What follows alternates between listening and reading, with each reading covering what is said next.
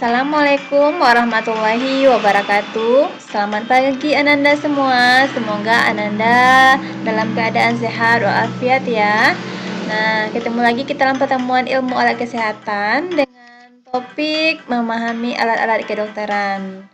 Nah, minggu kemarin kita sudah membahas tentang alat-alat diagnostik. Pada pertemuan kali ini kita lanjutkan ya tentang lanjutan alat-alat diagnostik. Kemudian ada alat-alat untuk pemeriksaan dan ada alat-alat umum lainnya.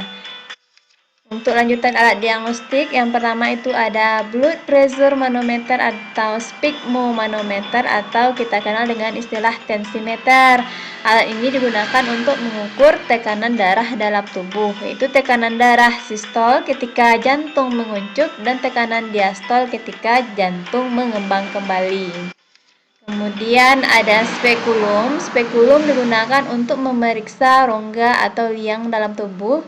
Ada nasal spekulum untuk memeriksa rongga hidung. Ada rektal spekulum untuk memeriksa rongga dubur. Ada spekulum untuk memeriksa rongga telinga. Dan ada vaginal spekulum untuk memeriksa vagina. Kemudian ada diagnostik set. Diagnostik set ini tempat kita meletakkan alat-alat diagnostik di dalam suatu kotak tertutup. Kemudian ada endoskop. Endoskop digunakan untuk memeriksa secara visual bagian dalam rongga tubuh. Kemudian ada alat X-ray, digunakan untuk memeriksa penyakit pasien melalui film X-ray. Berikutnya ada alat ultrason, digunakan untuk memeriksa kelainan organ tubuh melalui TV monitor atau potret paralel ultrason. Kemudian ada alat ECG atau elektrokardiograf, digunakan untuk mengetahui kelainan jantung melalui grafik kertas kardiogram. Selanjutnya ada alat EEG, encephalograf. Dari namanya kita tahu ya, encephal itu mencatat aktivitas otak cerebral cortex dengan menempatkan elektrod pada kulit kepala. Selanjutnya ada alat elektromiograf, yaitu digunakan untuk mencatat respon otot yang timbul melalui stimulasi listrik. Selanjutnya ada spirometer untuk mengukur secara cepat kemampuan paru-paru. Kemudian selesai alat diagnostik, berikutnya kita bahas tentang alat-alat pemeriksaan. Alat-alat pemeriksaan ini terbagi dua. Kita perbesar dulu. Nih, ada alat uji klinis dan ada alat uji laboratorium. Alat uji klinis ada blood lancet, ada vaccination set, ada hemositometer, HB meter, blood sedimentation apparatus, ada gelas objek atau cover gelas, ada mikroskop. Kemudian untuk alat laboratorium ada timbangan, ada alat timbangannya, ada timbangan badan, ada alat-alat gelas, pipet, alat-alat untuk memanaskan, alat-alat dari porselen, alat-alat dari plastik, alat-alat dari besi, alat pH meter, blood gas analyzer, dan ada alat sodium potasium analyzer. Nah, mari kita lihat satu persatu ya. Tadi kita ada alat pemeriksaan untuk pemeriksaan klinis. Yang pertama ada blood lancet, digunakan untuk mengambil darah untuk pemeriksaan. Apakah pemeriksaan gula darah ataupun pemeriksaan asam urat, biasanya itu darahnya diambil melalui suatu alat. Nah, jarumnya ini yang dinamakan blood lancet. Kemudian untuk alat pemeriksaan klinis berikutnya ada vaccination set. Lancet itu untuk vaksinasi berupa jarum juga. Kemudian ada hemositometer, itu untuk memeriksa jumlah eritrosit dan leukosit dalam darahnya. Kemudian ada alat pemeriksaan klinis berikutnya, HB meter. HB meter atau hemoglobin meter digunakan untuk memeriksa kadar hemoglobin dalam darah. Selanjutnya ada blood sedimentation apparatus, digunakan untuk mengetahui proses peradangan dalam tubuh.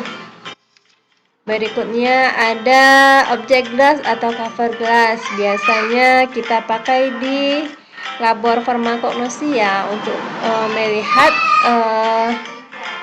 objek di bawah mikroskop. Jadi untuk pemeriksaan mikroskopis di suatu laboratorium. Berikutnya ada mikroskop, digunakan untuk melihat objek-objek yang sangat kecil.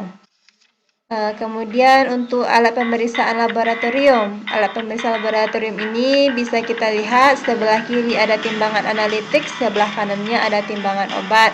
Digunakan untuk menimbang bahan-bahan yang akan kita periksa. Kemudian ada anak timbangan. Anak timbangan digunakan untuk menimbang biasanya pada timbangan obat ya.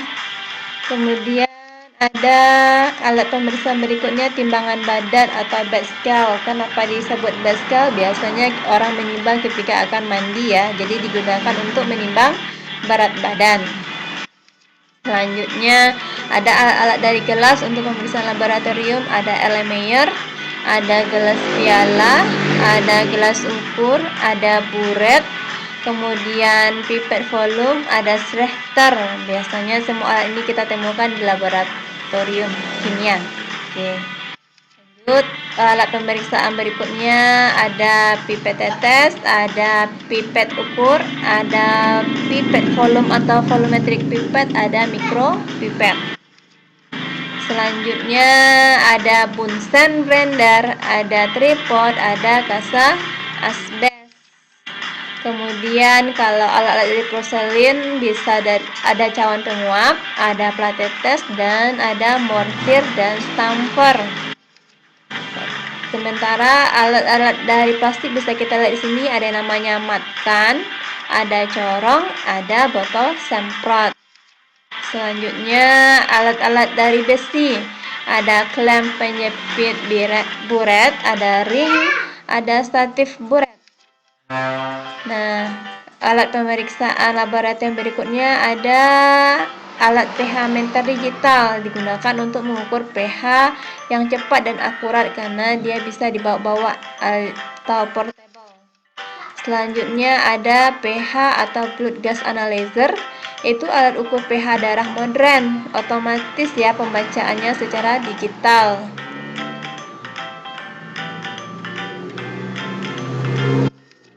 Selanjutnya ada alat sodium atau potasium analyzer, digunakan untuk mengukur kadar elektrolit kalium dan natrium dalam darah. Selanjutnya ada tourniquet, digunakan untuk membuat pembuluh darah vena di tangan atau kaki tersembul. Biasa dipasang di pergelangan tangan sehingga nanti pembuluh darah vena menyembul sehingga mudah untuk diambil darah sebagai sampel. Kemudian ada sarung tangan, digunakan untuk melindungi tangan dari pengaruh lingkungan sekitar. Selanjutnya ada infrapil, yaitu alat ini digunakan untuk mengeluarkan sinar inframerah yang dapat menembus ke dalam kulit. Selanjutnya ada alat diatermi, digunakan dalam fisioterapi berdasarkan termoterapi. Kemudian ada penil prostesis, digunakan untuk pria ya, agar pasien tidak lagi impoten. Selanjutnya untuk alat-alat umum lainnya ada alat bantu dengar. Alat bantu dengar ini ada 3 macam bentuknya, ada yang model saku, ada model kacamata, ada juga model BTE atau behind the ear. Kemudian alat bantu dengar ini digunakan untuk mengatasi kekurangpekaan atau gangguan frekuensi suara dan memaksimalkan pantulan suara dan gema. Kemudian ada alat hemodialisis system, yaitu alat pembersih darah dari zat-zat sampah melalui proses penyaringan di luar tubuh. Selanjutnya ada alat KB. Ada alat KB atau berbentuk karet atau kondom, digunakan untuk menghindari terjadinya pembuahan saat telur oleh sperma. Kemudian ada alat IUD atau intrauterine device, yaitu atau AKDR, alat kontrasepsi dalam rahim. Bentuknya ada koper T, koper 7, ada multilat, dan ada lips lock. Kemudian ada alat pacu jantung, biasa kita lihat digunakan untuk perangkat implan medis ya, paling umum untuk pasien sakit jantung.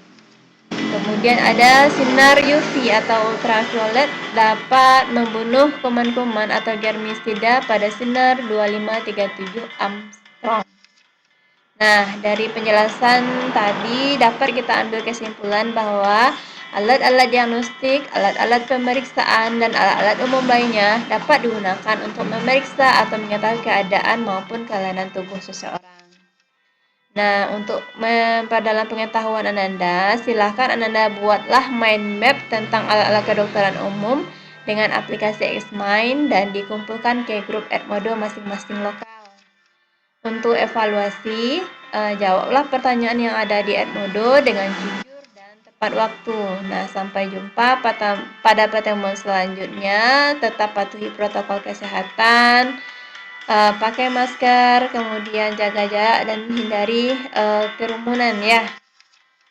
Demikian pertemuan kita kali ini. Ibu cukupkan. Assalamualaikum warahmatullahi wabarakatuh.